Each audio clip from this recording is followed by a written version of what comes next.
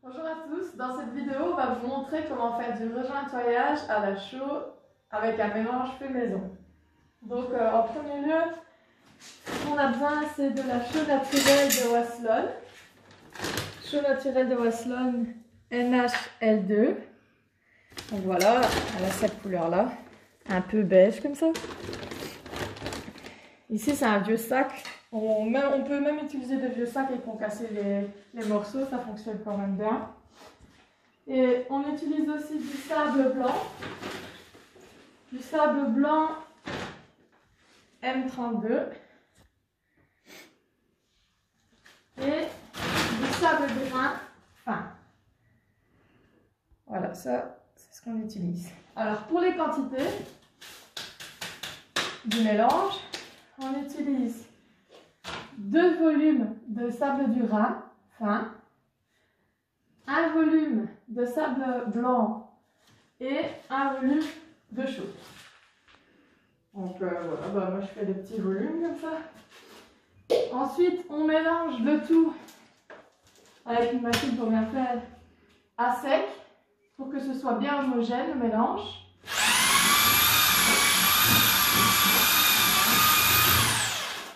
Et une fois que le mélange est bien homogène, voilà, on va rajouter l'eau. Alors pas trop, parce que ça c'est le piège, on en met trop. Donc il vaut mieux en rajouter que de rajouter du sable, ou sinon on n'a jamais fini.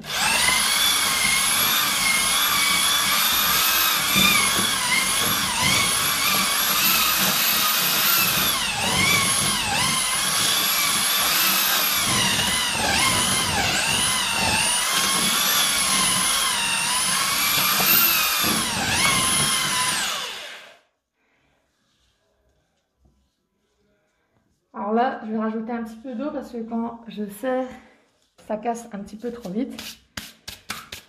Donc, on a un peu d'eau. Mais vraiment un tout petit peu.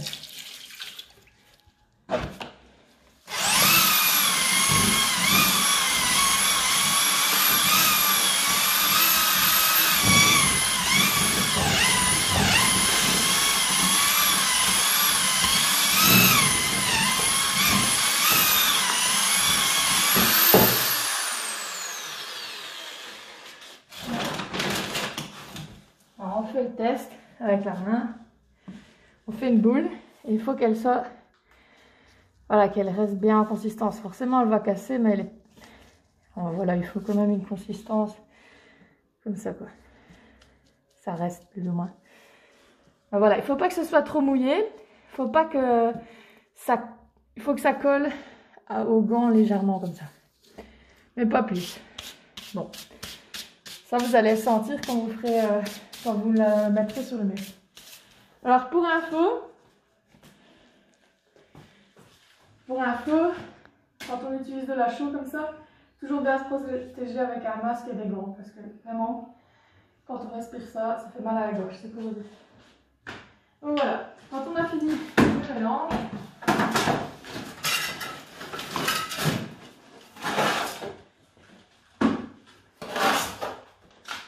allez.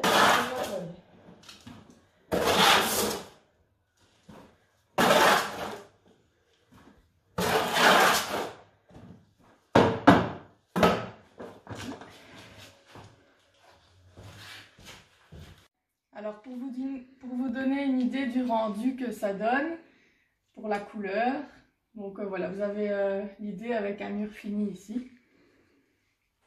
Voilà, c'est dans les tons clairs, beige, très clair. Si vous voulez une autre couleur, il va falloir mettre d'autres éléments, quoi. Soit foncé, il faudra mélanger avec du ciment. Un petit peu plus orangé, il faudra mettre des pigments orangés, etc. Alors, pour la technique du rejointoyage, ici, il faut toujours humidifier les murs, surtout les vieux murs avec de l'ancienne chaux dedans, parce que ça boit beaucoup et ça permettra au mélange de mieux adhérer sur le mur. Sinon, on risque de se décoller trop vite. Bon, on asperge d'eau.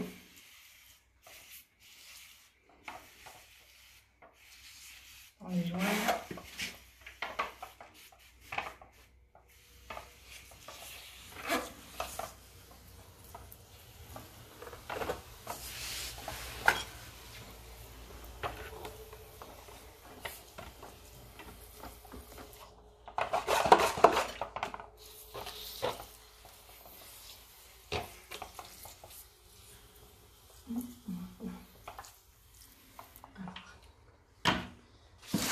Vous aurez besoin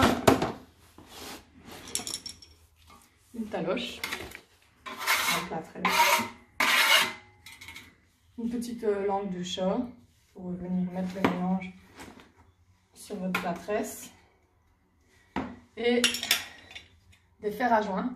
Il y a plusieurs techniques pour rejointoyer, une qui se fait à la brosse et l'autre au fer à joint. Moi je préfère au fer à joint parce que ça a moins tendance à s'effriter, c'est beaucoup plus lisse. Donc bon, je préfère l'aspect. Donc beaucoup de gens le font comme ça finalement parce que ça prend beaucoup plus de temps. Mais le rendu est plus joli. Donc, ensuite, on vient bourrer les joints. Il n'y a pas de secret. Avec une langue de chat adaptée. Hein. Plus vous avez de langues de chat différentes, une grande, une petite, une moyenne, plus ça va vous aider. Bon, moi, j'ai pas grand chose, c'est suffisant.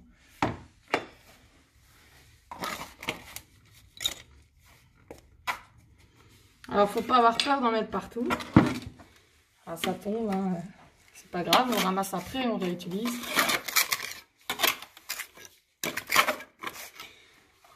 Faut bien enfoncer parce que certains joints, si c'est un mur, sont très profonds.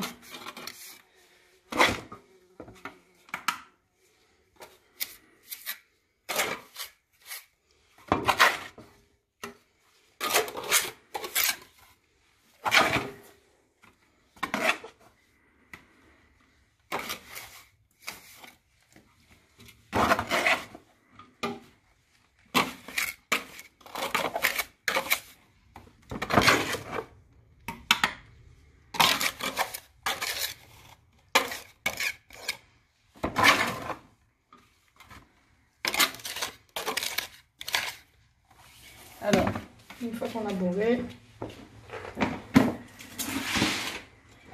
le secret c'est de toujours être sur le même plan. Parce que il ne faut pas essayer de suivre les pierres.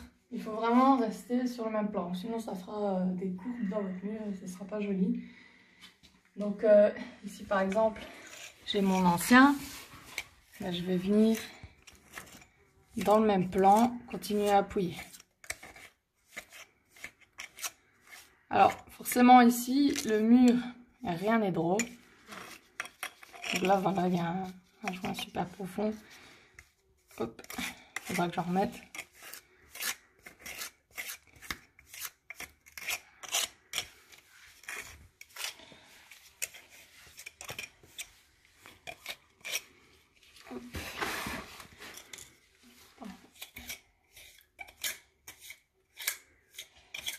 Alors, il faut suivre le plan et aussi laisser ressortir les pierres. Parce que là, ben, les pierres, encore une fois, elles sont pas droites. Il faut que ce soit harmonieux, en fait.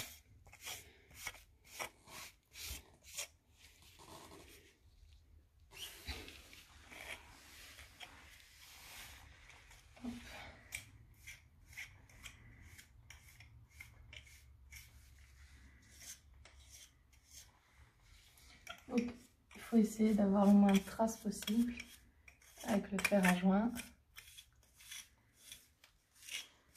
D'abord se mettre sur le même plan et puis faire en sorte que ce soit bien lisse.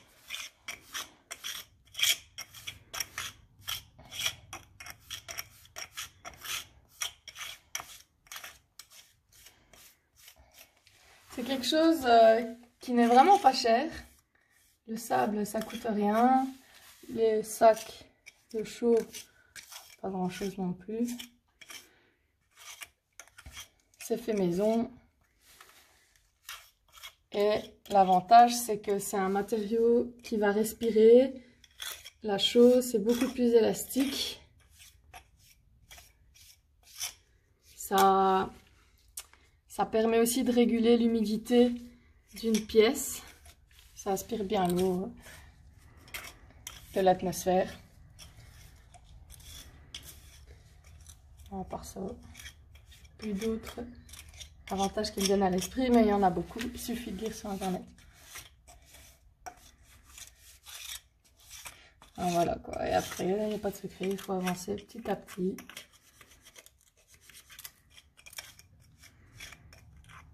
Dans le même plan. Donc, vous voyez, ben là, il n'y aura pas grand chose. La pierre va pas ressortir de grand chose.